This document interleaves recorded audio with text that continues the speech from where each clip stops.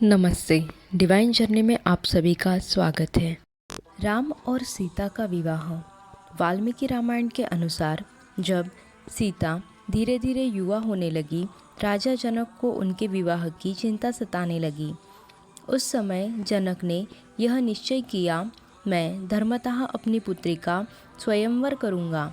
स्वयंवर के लिए उन्होंने घोषणा की कि जो भी अपने पराक्रम से भगवान शिव के द्वारा दिए गए धनुष पर प्रत्यचार चढ़ा देगा, उसी के साथ सीता का विवाह कर दिया जाएगा। ऋषि विश्वामित्र को भी उस घोषणा की जानकारी थी, अतः विश्वामित्र भी राम और लक्ष्मण को वहां लेकर आए।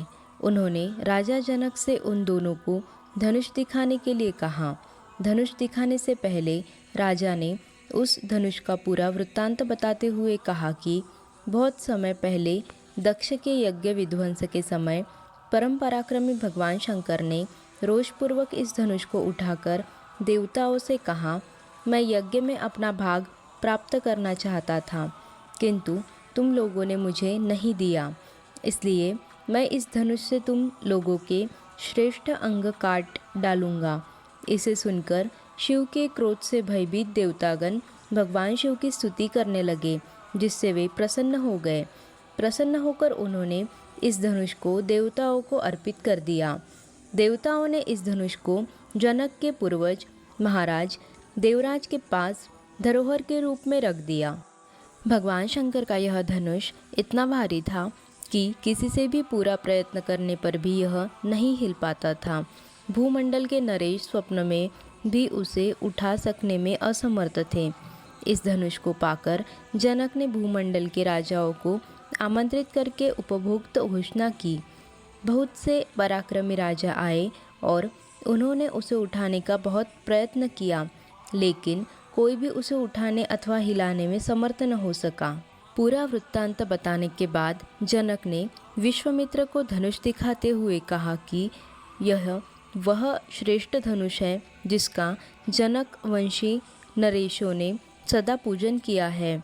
उन्होंने ऋषि से इसे उन दोनों राजकुमारों को दिखाने का अनुरोध किया। तब विश्वामित्र ने राम से उसे देखने के लिए कहा। राम ने उसकी आज्ञा का पालन करते हुए उसे देख और स्वयं ही कहा, मैं इसे उठाने और इस पर प्रत्यंचा चढ़ाने का प्रयत्न करूँगा। महर्षि की आज्ञा से राम ने धनुष को बीच से पकड़कर लीलापूर्वक उठा लिया और खेल सा करते हुए उस पर प्रत्यंचा चढ़ा दी। जो ही उसे कान तक खींचा, त्यों ही वह बीच से टूट गया। टूटते समय उससे वज्रपात के समान बड़ी भारी आवाज़ हुई। तब राजा जनक ने कहा, महादेव के धनुष पर प्रत्यंचा चढ़ाना अत्यंत अद्भुत, अचिंत्य और अतकीर्त घटना है। मेरी पुत्री सीता दशरथ कुमार राम को पति के रूप में प्राप्त करके जनकवश की कीर्ति का विस्तार करेगी। तदुपरांत राजा जनक ने ऋषि विश्वामित्र से आज्ञा लेकर राजा दशरथ को आमंत्रित करने के लिए अपने मंत्रियों को भेजा। राजा दशरथ के आ जाने पर जनक द्वारा उनका स्वागत सत्कार किया गया और फिर बड़ी प्रसन्नता से अपनी दोनों पुत्रियों सीता और राम के लिए और उर्मिला को लक्ष्मण के लिए समर्पित करने की बात कही।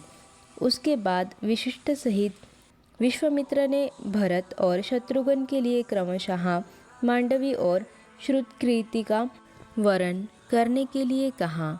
इस प्रकार राम का विवाह सीता के साथ, लक्ष्मण का विवाह उर्मिला के साथ, भरत का मांडवी के साथ और शत्रुघ्न का विवाह श्रुतकीर्ति के साथ संपन्न हुआ। चारों पुत्रों का विवाह संपन्न हो जाने पर राजा दशरथ ने विदेहराज मिथिला नरेश से अनुमति लेकर अपनी राजधानी अयोध्या के लिए प्रस्थान किया। आशा करते हैं वीडियो आपको पसंद आया होगा। वीडियो को लाइक, शेयर और सब्सक्राइब करके कमेंट ज़रूर करिएगा।